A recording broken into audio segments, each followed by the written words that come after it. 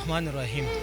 د هدیه خیره بنسټ درنو لیدونکو او اوریدونکو په سلامونه او نیکو هیلو مو هرکلی کوم. په دې هیله چې بیا هم تاسې ټول روغ جوړ او د ژمي شپې او ورځې تر دې دمه پورې د خپلې کورنۍ تر څنګ خوشحاله او په مینه او په محبت سره مو تیر کړی وي. درنو لیدونکو تاسې ګورئ چې اریانا پنتون ته راغلي یاستو چې دلته هم زمونږ ځینې داسې خویندې ورونه شتون لري چې فیسونه نشي ورکولی. هدیه خیره بنسټ نن خوشبختانه وتوانېده چې یو ورور ته او یو خوراکۍ ته د یو کال لپاره د 2 فیس ادا کړي تر څو پورې زمونږ دغه خوراکۍ او دغه ورورکۍ خپل دغه زده کړې دلته پر مخ یوسي. دلته د اریانا پنتون د لوړو زده کړو د مؤسسې د محترم رئیس صاحب سره او ترڅنګ یې زمونږ هغه خویندو ورونو سره چې دلته زده کړې کوي خبرې کوم. موږ سره پاتې شي او خپرونه تر پایه پورې وګورئ. پر رڼا باندې مین خو تیارونه نه یریږم، زه خپېمان په ګناه نه یم خو پرې نه باوره کېږم. پرون تخم وم نن ګل یم سبا بیا به خاوره کېږم. زه د باد یوه چپه یم په صحرا په باغ تېرېږم. کله باد کله باران شي کله اور کې وسوځېږم، خو زه ځم په مخه زما که ودرېږم او ورکېږم. چې د رنګ په ځان ورشم یو رنګین د بوډۍ ټال شم، رنګارنګ رنګین زما کې سپینه شم ګډېږم. درنو لیدونکو او اوریدونکو څرنګه چې ما تاسو ته یادونه وکړه چې اریانا د لوړو زده کړو مؤسسې ته راغلي یاستو چې دلته زما ترڅنګ د علمي او تدریسي معاون او سرپرست د اریانا پنتون ډاکټر مسعود صافی صاحب زما ترڅنګ ناست دی چې غواړم د صافی صاحب نه د اریانا پنتون په اړه لږ وپوښتمه چې دوی راته څه وایي د پنتون په اړه. خوشبختانه چې زما ترڅنګ ناست دی غواړم دې سره خبرې وکړم. صافی صاحب د هر څه نه مخکې تاسو ته ښه راغلاست او کور ودانې وي. مهرباني ډېر زیات تشکر. مهرباني وکړئ. خوشحاله اوسئ صافی صاحب. په لومړی قدم کې که راته تاسې دا ووایئ چې د اریانا لوړو زده کړو مؤسسه چې موږ تاسې یادونه کوو په کوم کال تاسیس شو دلته په ننګرهار کې خصوصا په جلال آباد کې؟ بسم الله الرحمن الرحیم. د اریانا د لوړو زده کړو مؤسسه 14 کاله د مخه په جلال آباد کې تاسیس شو.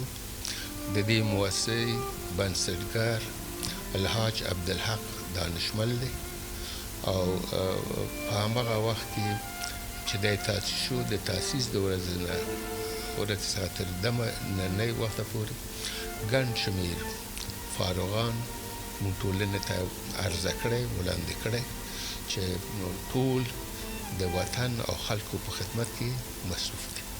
خوشحاله اوسئ صافی صاحب. راته دا هم تاسې ووایئ چې په حدود د څو تنو زموږ هغه محصلین خویندې ورونه دلته زده کړې کوي؟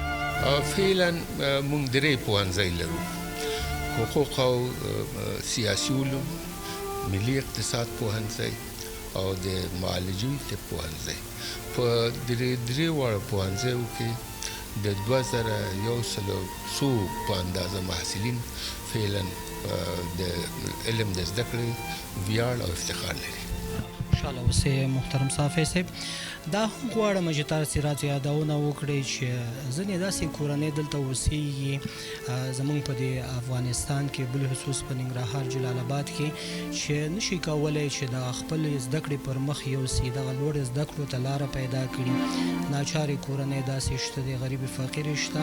ستاسې اریانا پنتون هغو خلکو سره کوم تخفیف په نظر کې لري؟ د اریانا د لوړو زده کړو مؤسسې فیس د ټولنې د شرایطو سره برابر ټاکل شوی. مونږ کوشش کړی چې دغه فیسونه په دې ترتیب سره عیار کړو چې زموږ غریب خلک د دې توانمندي ولري چې دغه فیس مونږ ته تعدیه کړي او د هغې په مقابل کې مونږ ورته خدمات عرضه کړو. نو ځکه د نورو پوهنتونونو او لوړو زده کړو مؤسساتو په پرتله د اریانا د لوړو زده کړو مؤسسې فیس ډېر کم دی.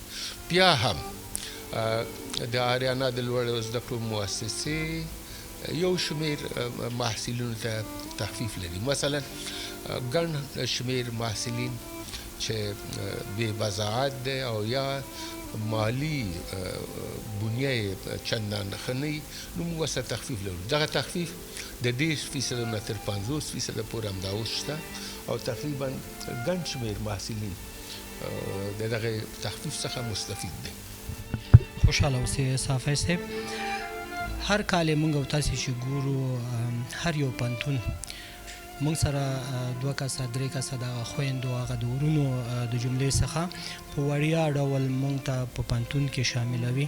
آیا تاسې داسې پروګرام لرئ چې په آینده کې موږ سره دغه پروګرامونه خپل شریک کړئ چې په وړیا ډول بغیر د فیس په نامه هغوی نه څوک به پیسې نه اخلي او نور هغه خپل چپټر او نور مصارف به هغوی پخپله کوي؟ داسې پروګرام ستاسې شته؟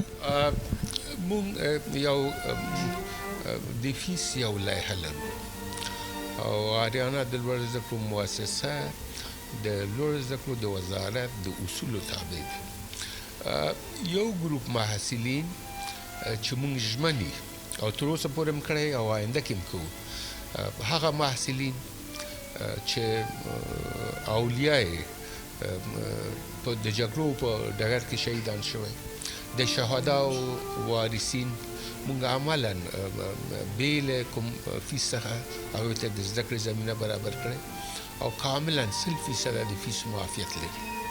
د شهدا د معلولینو اولاد هم د همدې اصل په بنا سره موږ د تخفیف څخه برخمن دي.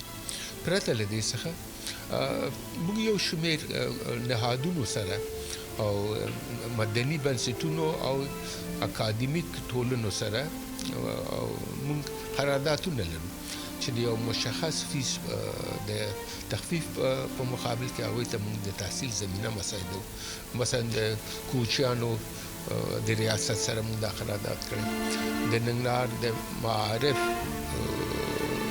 د خصوصي پوهنتونو د اتحادیې سره موږ دا قرارداد کړی، د پشه یي ځوانانو سره موږ دا قرارداد کړی او دا قرارداد لرو او ګڼ شمېر نور مؤسسات هم شته چې موږ ورسره قرارداد کړی چې د یو مقدار تخفیف په مقابل کې موږ زمینه مساعده و چې دوی راشي او د دوی استازي دلته سبق ووایي.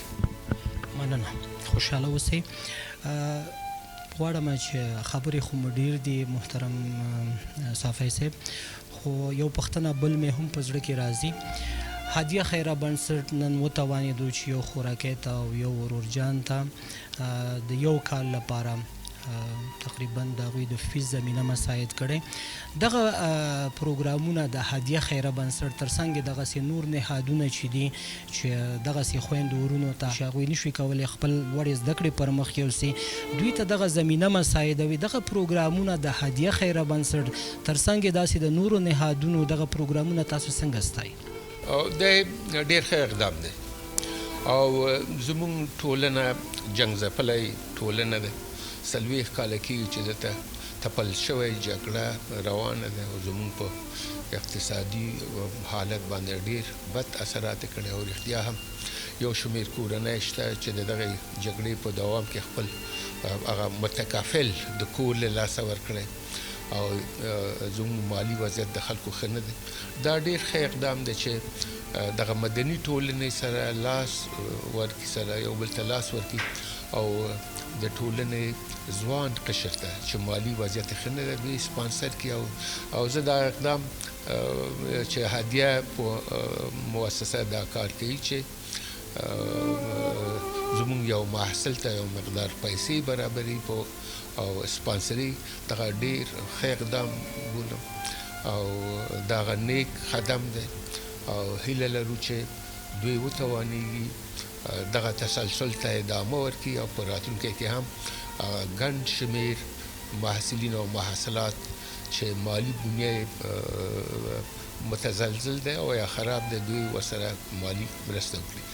پرته له دې څخه د دې سټیج څخه موږ غواړو چې ټول هغه د شتمنۍ خاوندانو ته او خیریت بنسټونو ته بلنه ورکړو او دعوت ورکړو چې دوی هم راشي او دغه محصلین چې مالی وضعیت ښه نه ده دوی سره مالی مرسته وکړي تر څو چې د راتلونکي افغانستان لپاره موږ ګڼ شمېر په علم سمبال ځوانان عرضه کړو او د وطن د آبادۍ په درد کې حتمن خوري.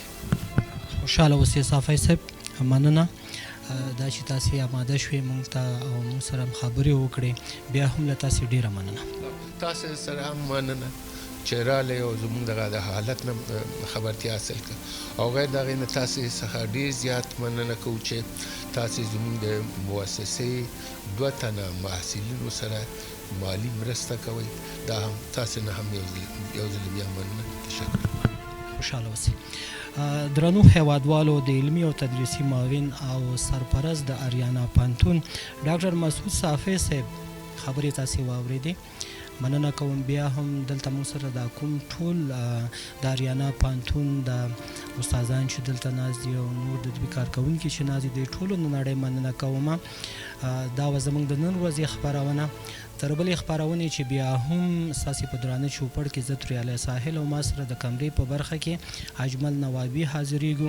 تاسې په لوی او بخښونکي خدای سپارم د سرلوړې سوکاله او باثباته افغانستان په هیله. الله مو مل شه.